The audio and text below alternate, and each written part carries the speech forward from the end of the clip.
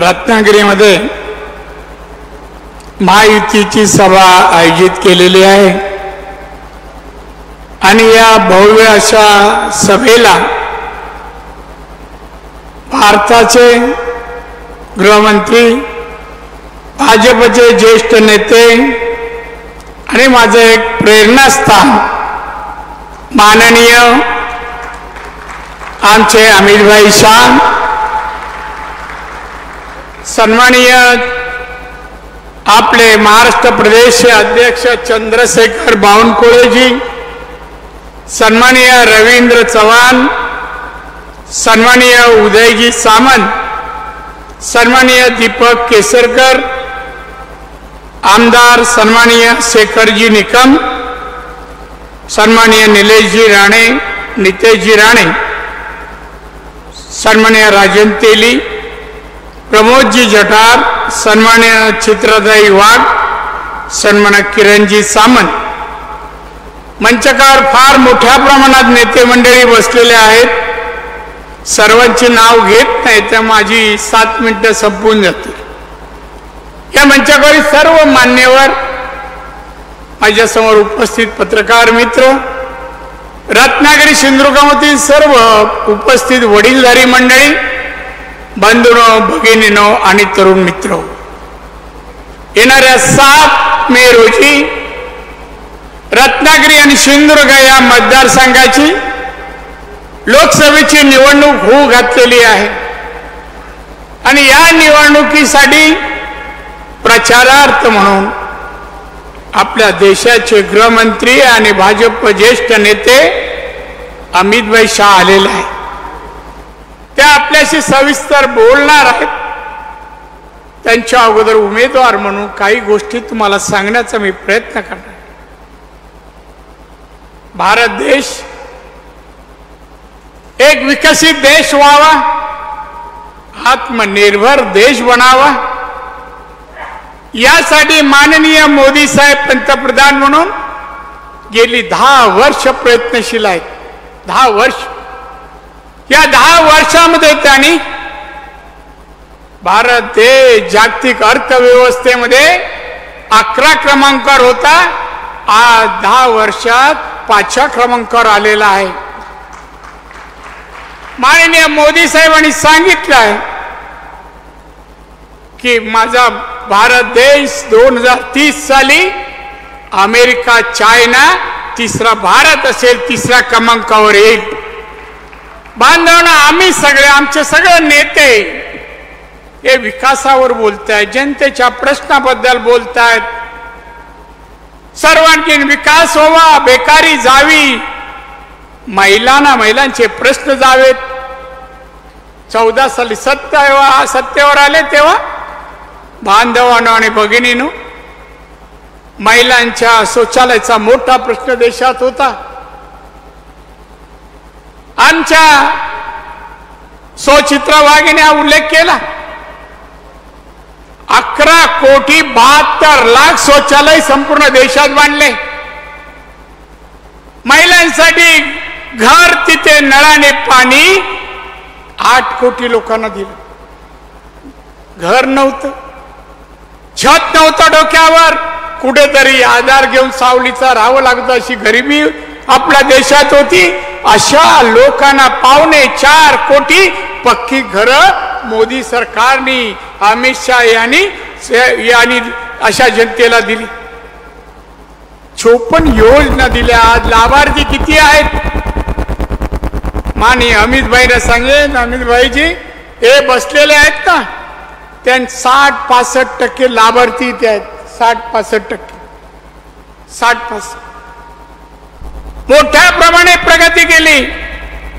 आजही ते सांगतायत की ह्या वेळेला अब की बार 400 पार निवडून येऊन 3ऱ्यांदा पंतप्रधान जेव्हा होतील माननीय मोदी साहेब, त्या वेळेला देशातली जी गरिबी आहे आणि देशाला जो महासत्तेकडे न्यायचा आहे, हे काम आम्ही करू. सत्ता येताच आम्ही ह्या कामाला लागू. त्यावेळेला त्यांनी सांगितलं, आम्ही जात पात धर्म नाही, माणूस की एकच जात आहे, एकच जात आहे. आता निवडून आल्यावर आम्ही 4 जातींसाठी काम करणार आहोत, एक महिला, युवा आणि शेतकरी आणि गरीब. एवढे विचार स्पष्ट आहे. आम्ही विकास, लोकांच्या अन्न धान्य, नोकरी अशा प्रश्नावर आम्ही बोलतो. देशाच्या विकासावर आमच्या विरोधात आघाडी आहे 27% पक्षांची. काय बोलतात तो? विकासावर बोलतात.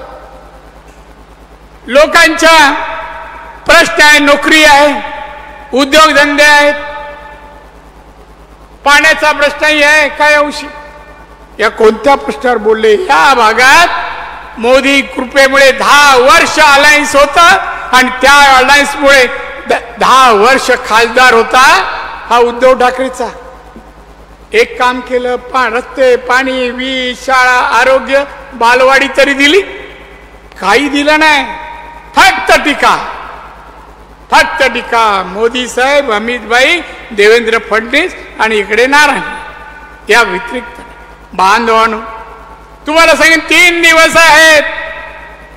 याचा असा पराभव करा त्याचं डिपॉझिट जप्त होऊन असा पडला पाहिजे, परत उठता कामा नाही. शिवसेनेत मी 39 वर्ष राहिलो आणि उद्धवने मला शिवसेना शिकवायची काय गरज नाही, गरज नाही. शिवसेना जन्माला आली ना तर आम्ही 15-16 वर्षाची. बाळासाहेबांना, मान्य बाळासाहेबांना अभिप्रेत ते आम्ही शिवसेनेसाठी केलं. जीवाची पर्वा केली नाही ना कुटुंबाची पर्वा केली. तेव्हा हा कुठे होता हो? शमडा कुठे होता? कधी कोणाला कान फडत तरी मारला का? काय भाषा करतो?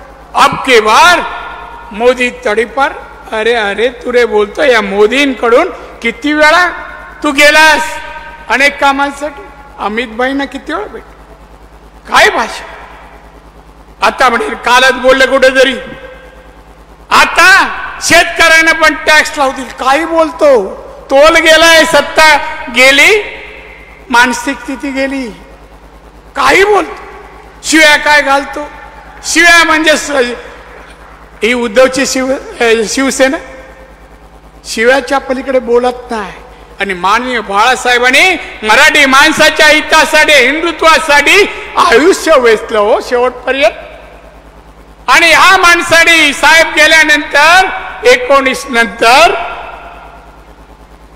भारतीय जनता पक्षाबरोबर युती केली. 56 आमदार निवडून आणले. आणि बांधवांनो, भगिनीनो, मातानो, फक्त मुख्यमंत्री होण्यासाठी, स्वार्थासाठी हिंदुत्वाशी गद्दारी केली आणि शरद पवारांच्या मांडीवर जाऊन बसले. फक्त मुख्यमंत्री पदासाठी त्यांनी बोलू नये, बोलायचं काय राहिलं नाहीये. आणि म्हणून बांधवांनो, मी तुम्हाला सांगेन, आपल्याला विकास करायचा. एक निसर्गरम्य हा कोकण आहे. समुद्र किनारे एका बाजूला झालरी सारखा, मासे, आंबे, काजू, नारळ, अनेक या ठिकाणी फळं आहेत, मासेही आहेत, टुरिझमही आहे. आपण प्रगती करू. अशी प्रगती तुम्ही अनेक जण पूर्वी बोलायचे ना, आम्हाला कॅलिफोर्निया सारखी प्रगती करायची आहे. यानंतर कॅलिफोर्नियाचे लोक बोलू दे, आम्हाला कोकणासारखी प्रगती करायची आहे. आणि त्यासाठी